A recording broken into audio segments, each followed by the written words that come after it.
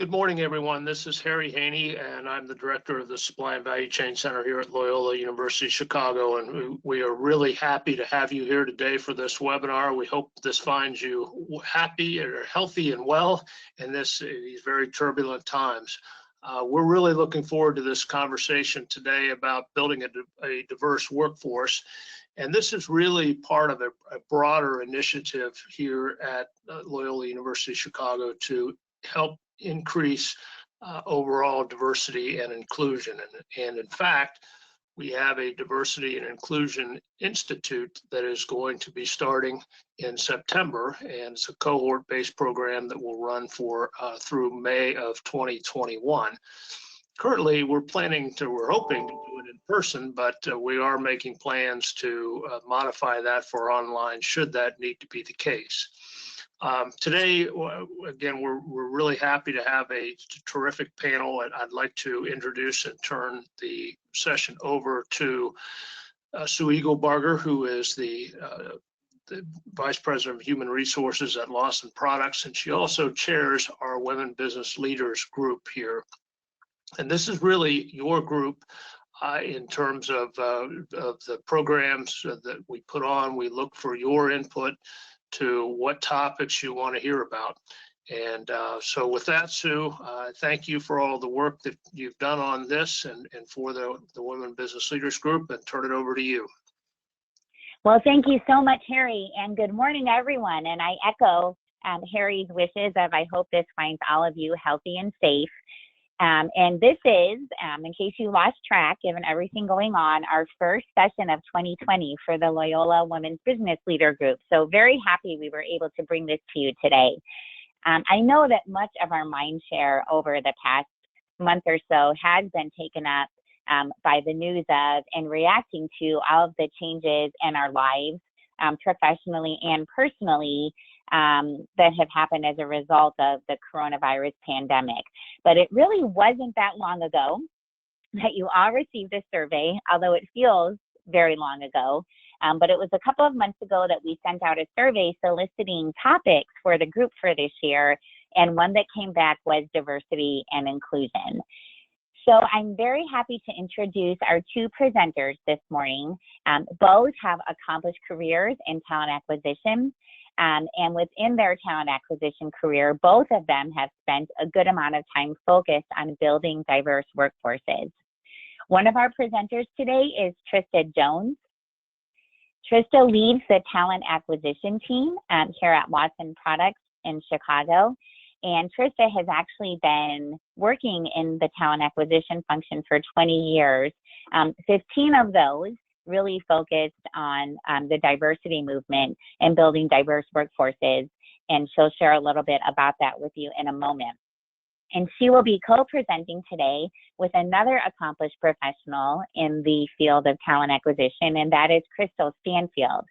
And Crystal leads the talent acquisition function, and we'll see that bio a moment on the next slide, at the MITRE company located in the Washington, D.C. area.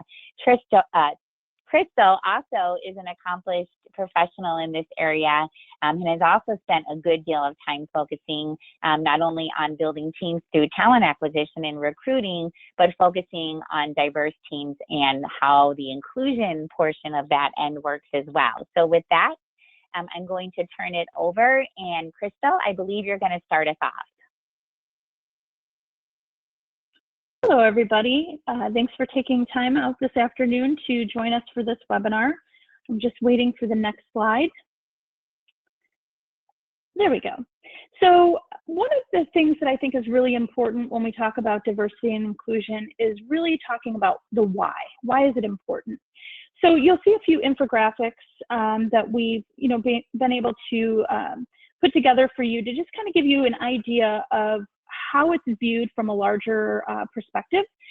So, according to the BCG Diversity and Innovation Survey, which was taken in 2017, companies with below average diversity scores, about 26%, versus companies with above average diversity scores at 45%, are finding that they see a higher innovation in revenue. So that's one statistic. Next slide, please. Also, another report in 2009 by Phillips, Lindquist, and Neal shows you that people perceive confidence and they perceive effectiveness with people that they feel are like them. But the reality of it is that diverse teams are more creative and they perform better. So it's just another indicator that while we think that people like us are more effective and we can be confident in their ability, it's really not the case. Next slide. Diverse teams make better decisions up to 87% of the time.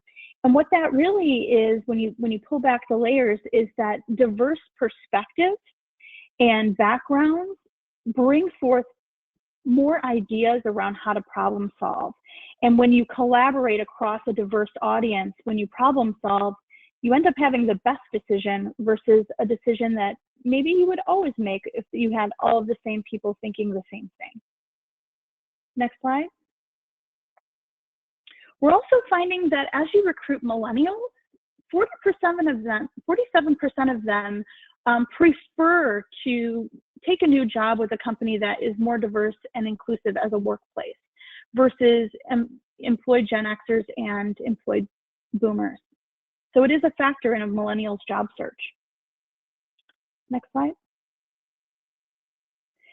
So with some of those statistics and some of those perspectives, we are seeing in talent acquisition, and have for some time, some very common challenges.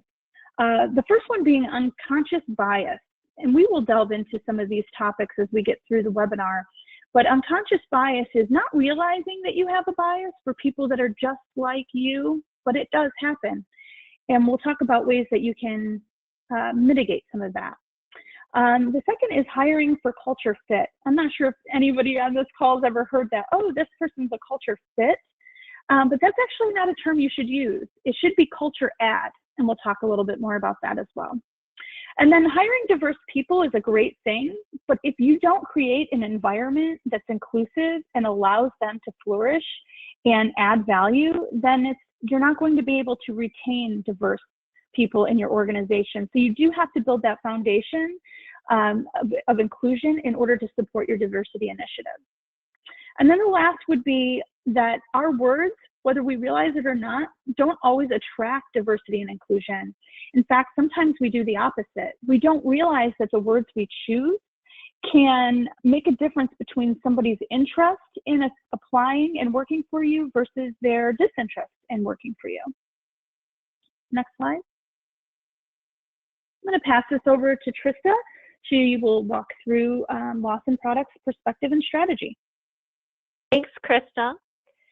So at Lawson, our strategy has been to get the support and buy-in from our senior leadership team.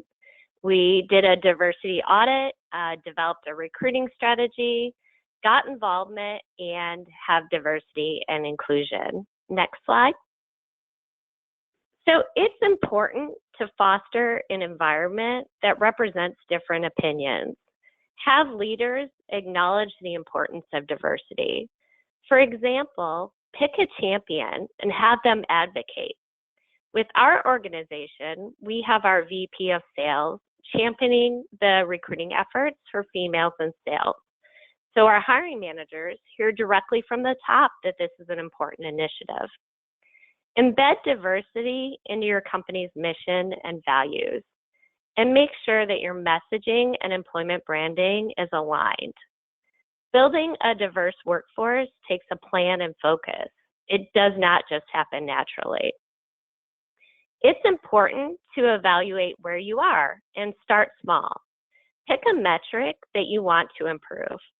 Last year, we sat down with our compliance department and determined which diversity categories could be improved.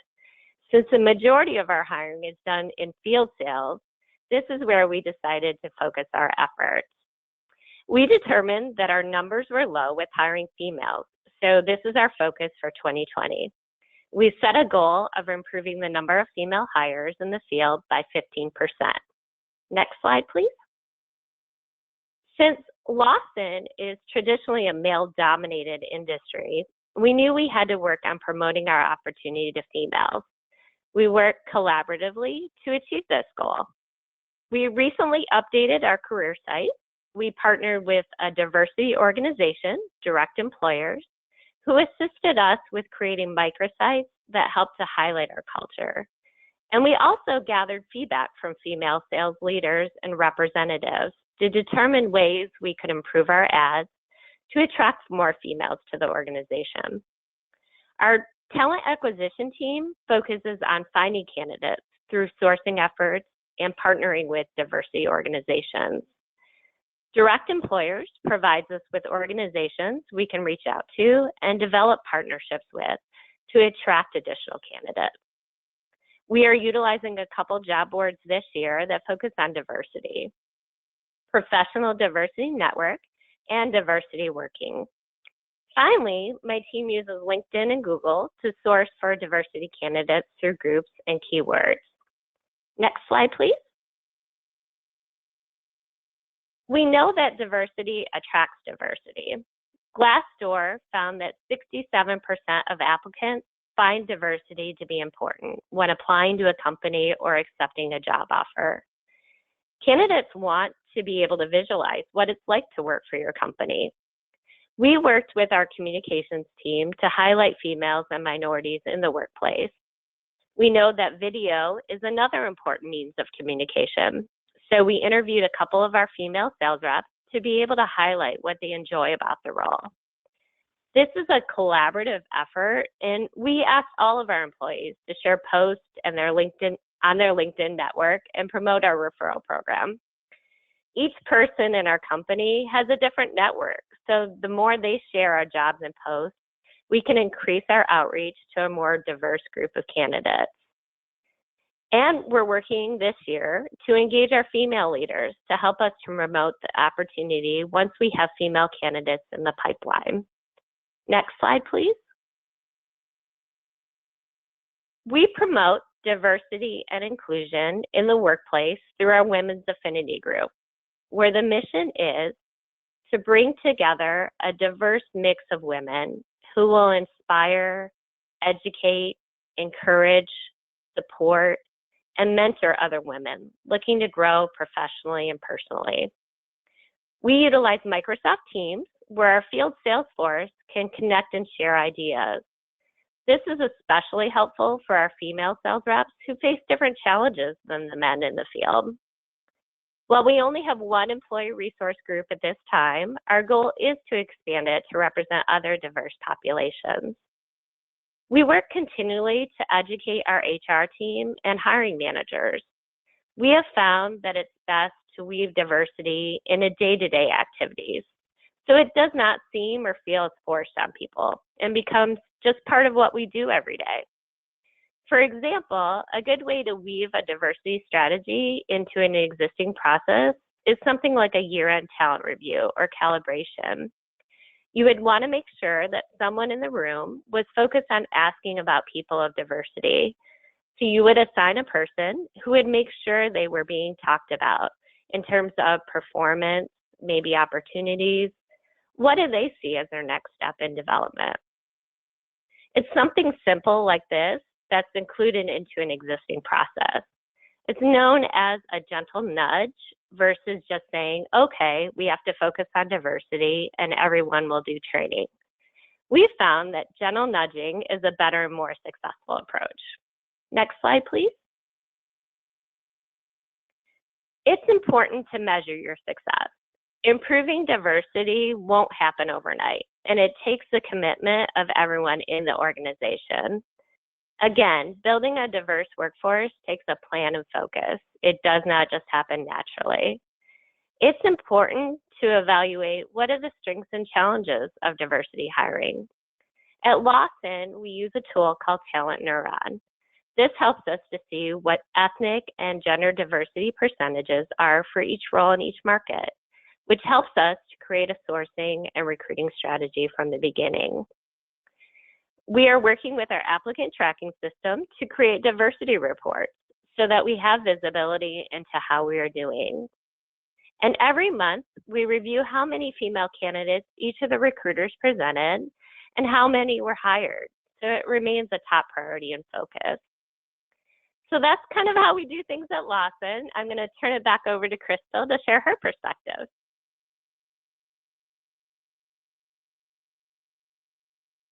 Thanks, Trista. Next slide. Oh, Trista, I think that was your slide. Looks like this is a snapshot of how you measure based on your applicant tracking system. Yes, correct, Chris. Next slide, please. So at MITR, we're a pretty big organization, and we are a non-for-profit, mission-based organization.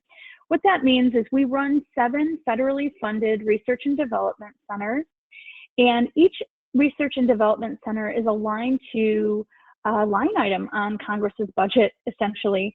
And so inclusion and diversity in our eyes it fuels our innovation. For us, it's not about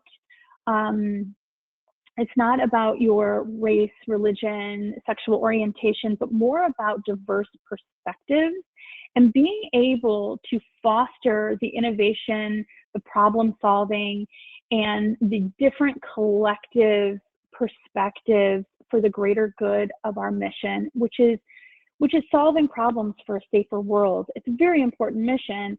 So next slide. So for us, it starts at the top. Very similar to what Trista was saying, you know, it really starts with the leaders of your organization supporting the diversity and inclusion initiatives and really being a champion, and that cascades throughout the organization. You can see our CEO, president and CEO, it's a priority at MITR to leverage diversity throughout our workforce. Our rich mosaic of diversity in all dimensions, demographic, cultural, cognitive, and occupational, underscores MITR's unwavering commitment that every employee feels welcome, engaged, and supported. So for us, it's inclusion and diversity, but for us, inclusion comes first. So because without an inclusive workforce, culture and that foundation in place to foster the diversity initiatives will sort of fall flat. So next slide. So when we talk about our strategy, we're an organization that's been around a long time, and we have been moving the needle in inclusion and diversity for quite some time. And some of the things in talent acquisition that we do to support the overarching diversity and inclusion initiatives is really around how do we support that and continue to attract and hire and engage diverse populations into our inclusive environment. So inclusion and diversity fuel our innovation. It's a tagline. We use it all the time, and we weave it through all of our internal and external corporate messaging. Pretty much everything we do, we're weaving that message through. Altering your words to be more inclusive in your job descriptions and candidate communications has helped us quite a bit. We use a tool called Textio, and Textio augments language. So what it will do is you can cut and paste your job description or your internal, external communications into the software, and it will give you a score, and then it will highlight the words that you should change to be more inclusive of gender and take any type of bias out of your communications. The great thing about it is it's automated. So you put your communication in, it highlights the words that can be changed. It gives you alternate words to change out those words for, and then it gives you a score. As you change them, you can see your score up at the top right. It's been quite a game changer for us to put that in place, and it has increased our female engineering candidate pool. We're seeing at least a 20% increase in female candidates as a result of this tool. So that's one part of our strategy. Also, removing unconscious bias. We use a sourcing tool called Seek Out.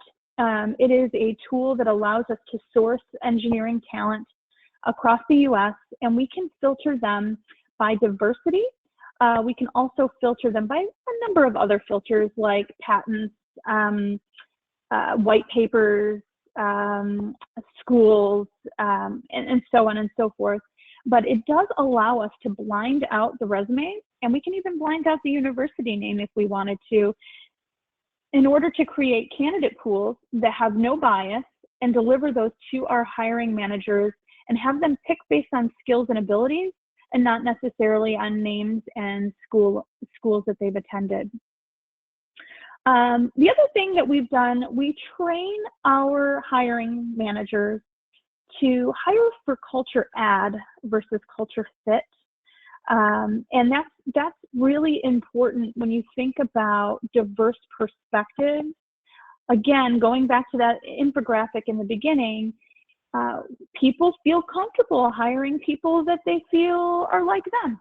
And there's less risk with that. But that does not equal innovation, and it doesn't equal diversity.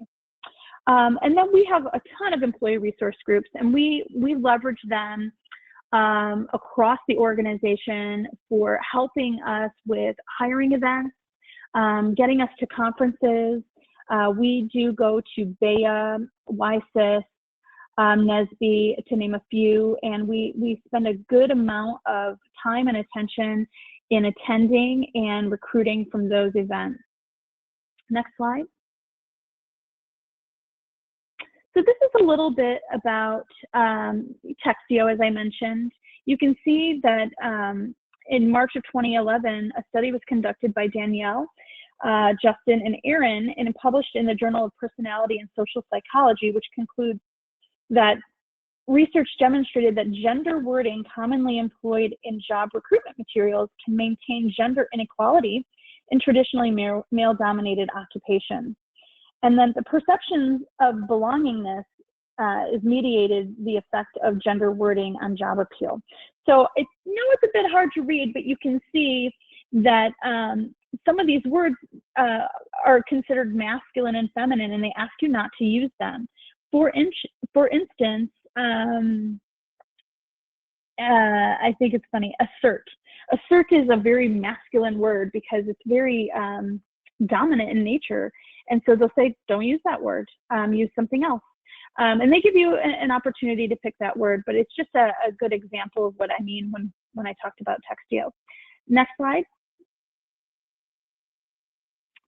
Again, culture fit is dead. Long live culture add. Next slide. So here's what I mean by culture fit versus culture add. Common default to hire people that walk and talk just like the other individuals on the team, that's a culture fit. Adding people with the same values, ideas, and approaches as others on the team, it can be stifling and often used as a shield for discrimination. Culture add is the notion that add reflects a forward-thinking mindset. Diverse candidates can add to the capabilities of the team and a culture as a whole. And it's grounded in the intention to ensure unique communication styles, values and perspectives, and interests that are reflected on the team's composition, results in more effective decision-making and better business outcomes because you have more than just a think tank, everybody thinking the same thing. You're now opening it up to different thoughts and ideas and perspectives. Next slide. We do have a good amount of employee resource groups. We have an accessibility council, a veterans council, pride council, women's council, and a multicultural council, and then a multi-generational council. One of the unique things about MITR is we are employing people over 4 generations. We have baby boomers, we have Gen X, we have millennials, and we have Gen Z, and even summers, we do internships with high schoolers. So we have a very broad range of employees that make up our culture. And so we believe that having all of these different councils really support every person at MITR so that everybody feels a sense of belonging within the organization. Next slide. And then as far as measurement, we're really transparent about our demographics to our employees. We don't post them publicly, but within our intranet internally, we post all of our demographics. We believe that transparency holds us accountable as a management team and as a culture. And so we're very big on promoting, but also making sure that everybody understands where we stand and where we're trying to go. So we also publish our goals as well. And then for us, again, MITRE'S about inclusion. We're less about counting heads in certain buckets and rather focused on increasing pipelines of interviews of all different people and making sure that we have an environment that when we hire them, that they can thrive in. Next slide. All right, I think that's it for me. I'll pass that back over to Sue. Thank you, Crystal and Trista. A few points before we move on to the next session that I forgot to mention in the opening. Two very important points. The first is there's a Q&A session at the end of the presentation. And here we are. So if you have questions, please feel free to submit them in the text box. And we will answer them as we go. So I do see one question that came in. Well, before I get there, I apologize. The other thing I forgot to mention, if you haven't noticed on your sidebar, this session is being recorded and we are going to share the deck as well. I know a few of you were asking about that before the session began. So with that, I'll get to the first question.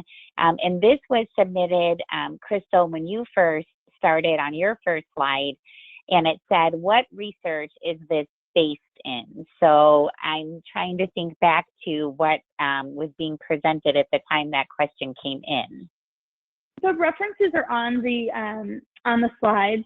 So when you guys send everything out, when you send the slides out to the group, those references will be there.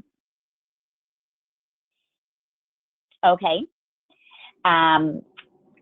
Then another question is, has there any thought been given to, hold on, I'm scrolling back up to it, having diversity goals built into the performance management program, which would be really a key performance indicator and ultimately tied to compensation? So I don't know, Crystal or Trista, that's open for either of you to respond to. This is Crystal. So we do actually tie some of that into our performance goals because so being a non-for-profit organization, we are not focused on profit. So we're focused more so on delivering our sponsors programs and delivering innovation and solving problems for a safer world. And part of that is because we do believe that inclusion and diversity fuel our innovation. It is a strategic initiative for the organization. So we do build that into the leadership's performance goals. Okay, great. And then another question is, and this is really, I think, more of an idea, which I think is fantastic, but what have either of you, or if not, would you think about having a referral bonus program that had a higher reward for referring a diversity candidate? I love that suggestion. We haven't done it yet, but I definitely love that, implementing that suggestion. Yeah, I agree. I think that's a great idea. So whoever submitted that, yeah, thank you. We're all making notes here. That's fantastic. Okay, here's another comment. Could you, the speakers, Crystal and Trista, can you talk a little bit about the support that you may offer a diverse candidate after they join the organization? And I'll just comment, I think this is a great question because this session is about diversity and inclusion. And so I know that a lot of times companies put much focus on building a diverse workforce, but unless once those people become part of the team, if their voice is not heard, you've succeeded in building a diverse workforce, but the inclusion part hasn't really been accomplished. So again, the question is, can either of you talk about any additional or different support that you offer to a diverse candidate after they have joined the organization? Yeah, so at MITRE, we actually built it into our new hire orientation. We we have a very extensive intranet, and it's full of resources for employees. And in fact, I don't know how people survive without it. So one of the things that we do in new hire orientation was we do a scavenger hunt within the site. And so new employees have to navigate the site to answer certain questions. And, somebody who gets the most right wins a prize. But what it does is it allows the new hire orientation people to guide new employees through resources. And a good portion of that is our employee, our ERGs, in getting people connected to the right people. We have a networking calendar within our organization because we are 9,000 employees. So there are a lot of opportunities to join the softball team at a certain site, or coffee on Fridays in one of our cafes and things like that, so that new employees can meet people and learn how to network within the organization and feel a sense of inclusion as a result of that. So many avenues for people to get engaged at MITRE. And we start that process with new hire orientation. So, Crystal, can I ask a follow-up to that? How do you connect a new diverse candidate with a resource group that may help him or her? Is that just through your intranet site? No, so the new hire orientation is facilitated by our career counselors. They kind of sit in between learning and development and the HR business partners, if that makes sense. And essentially what they do is, in the new hire orientation, they show them how to navigate the intranet and how to sort of raise their hands to participate in certain employee resource groups. But they also do a 30, 60, and 90-day check-in with new hires via email, and they ask them questions that help facilitate inclusion and belonging. So for instance, you've been at 30 days, I'm sure you're drinking from the fire hose. Have you reached out to any of the employee resource groups, or have you attended any of the networking events? Well, what interests do you have? And then really helping facilitate the connection to get them in. So I would say it's a 90-day process of trying to assimilate people into the culture. But it starts at new hire orientation with the career counselors. Okay, great. And then is there any thought when it comes to the inclusion portion of, and I think, Trista, we have done this at Lawson as well, making sure that when you're working on a new project, initiative, strategy, be it functional or larger, that you turn to diverse candidates or to a resource group to specifically solicit their feedback, to make sure that their voices are being heard and that innovation can occur.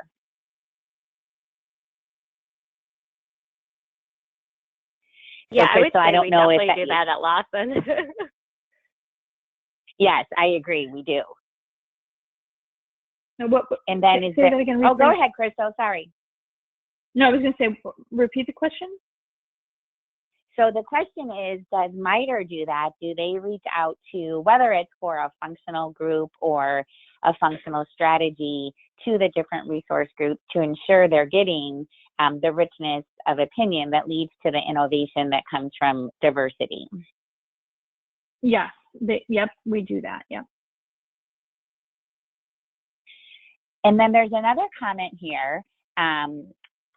Let me find it one moment.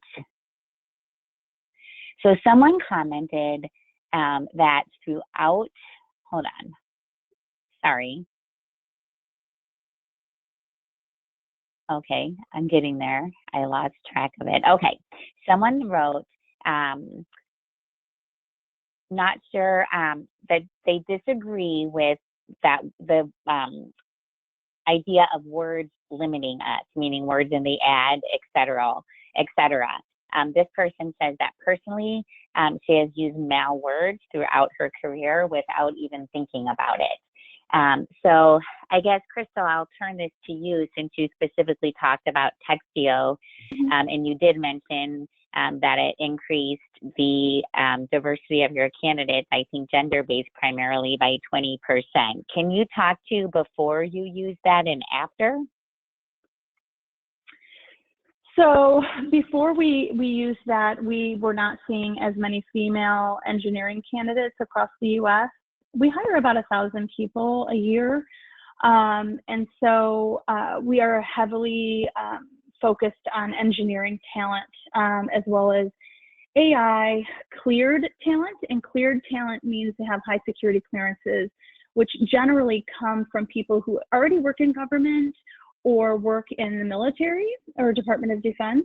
And so these are all male-dominated areas. And so we put Textio in place to help us attract more female candidates to the application process. And we have seen a 20% uptick in female applicants.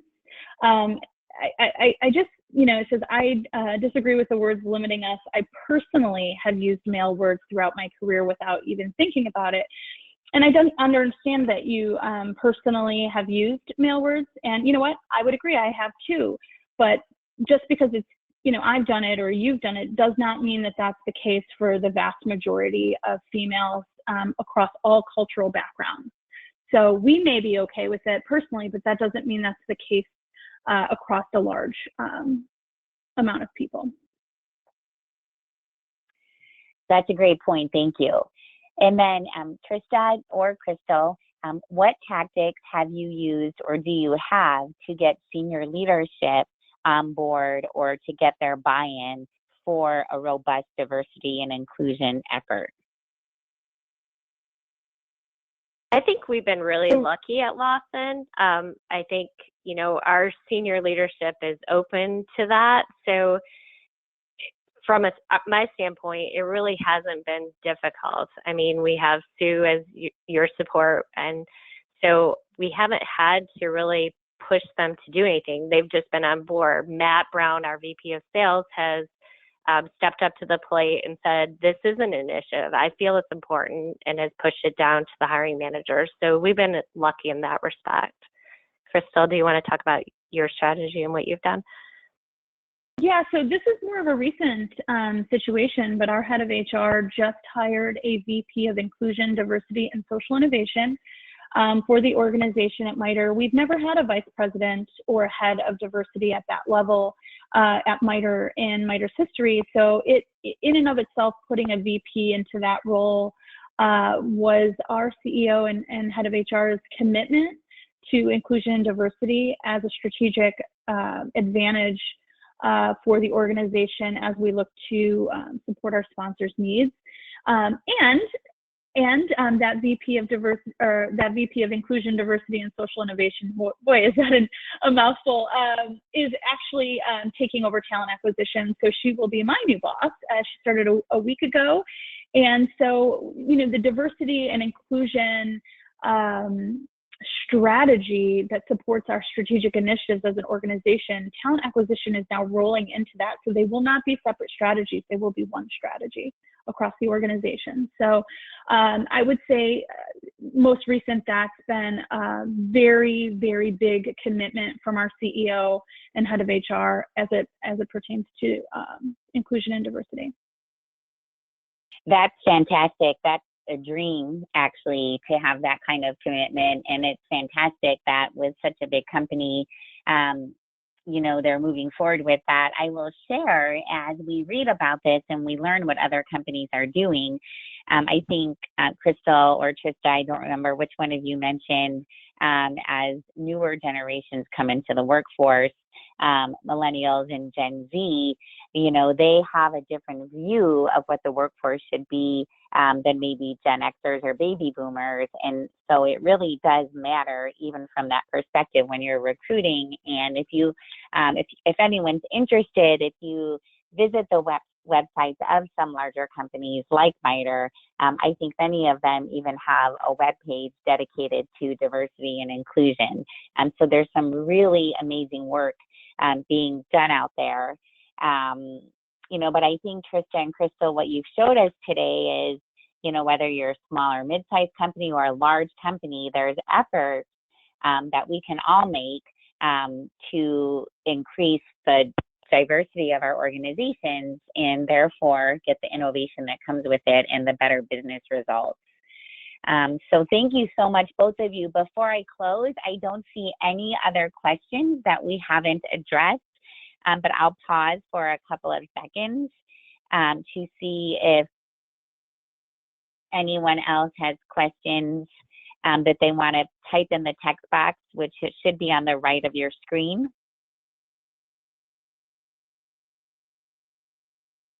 And I'm just scrolling through while I do that, just to make sure I didn't miss anything, because sometimes I do.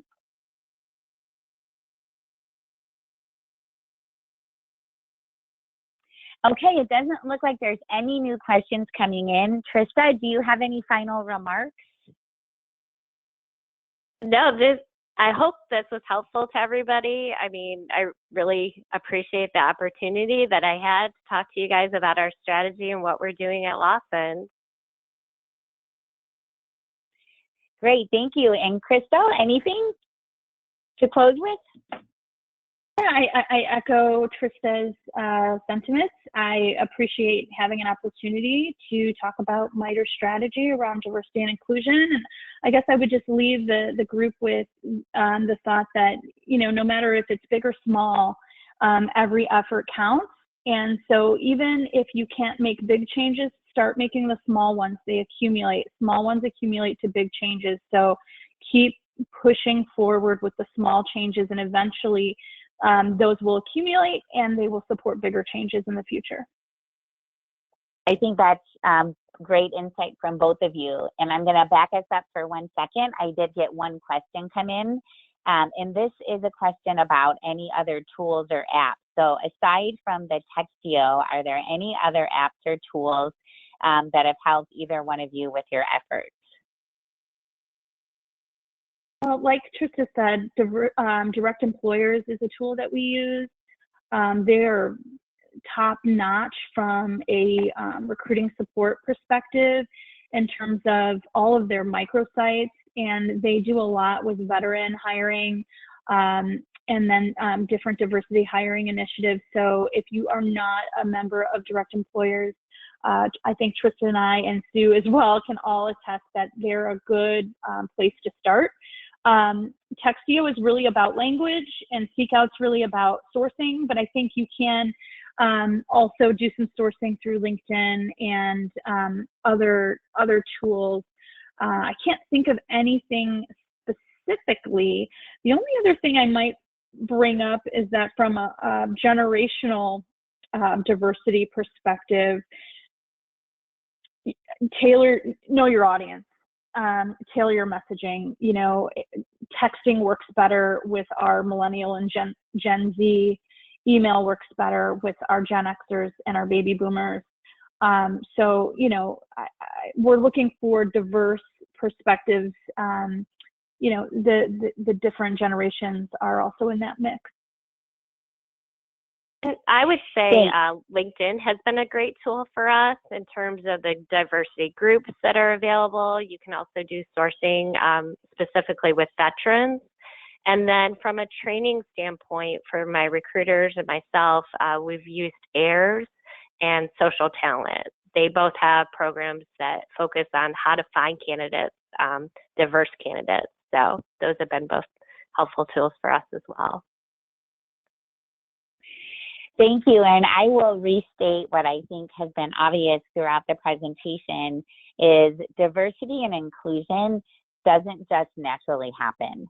You need to focus on it to build that diverse workforce. And as you can see from what we've heard, it really takes a strong and steady focus. And again, I thank both of you for bringing perspectives, from the highly sophisticated to the more simple, but like Crystal said, every step pays off.